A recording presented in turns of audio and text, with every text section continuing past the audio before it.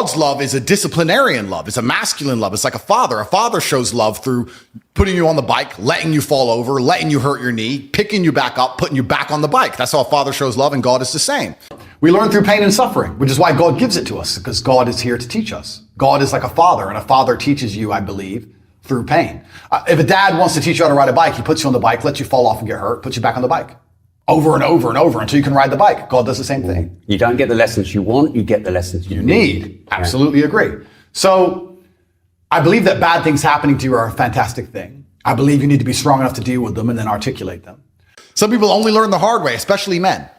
God's actually very nice, because I believe God gives us a whole bunch of chances to learn a lesson the easy way. It's called life. Of course, he'll give you, think of the harshest lesson. You don't even have to say what it is, but think of the harshest lesson you've had in the last few years. And think of how many times you had the easy way to learn that lesson before it got bad. Well, yeah. Think how many times you could have just woke up and go, nah.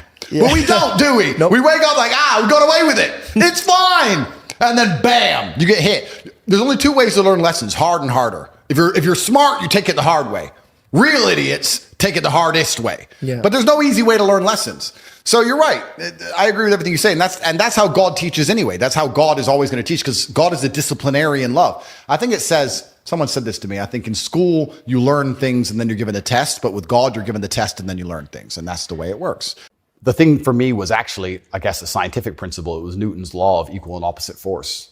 If there is evil in the world, and I'd like to think we both agree there certainly is, yes, there has to be an equal and opposite force, which is good. And I would like to think that is God. Even the idea of God as a notion, even just as a concept, if that idea of God resists evil, then God is real. If you have two islands, you have two people, let's say a ship crashes, and you have two people who swim to two different islands, and one island they're atheists, savages, and they rip you apart. And the other island, you get there and they believe in God and they believe they're not allowed to kill you. Even just their idea of God saved your life.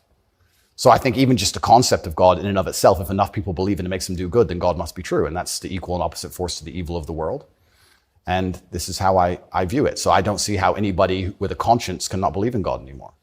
When I sat there and I became religious, because I realized there's so much evil in the world, God must exist. You can't, equal and opposite force. Light has science. darkness. Light has a darkness. Yeah. And I see so much pure evil. The devil must be real, which means God must be real.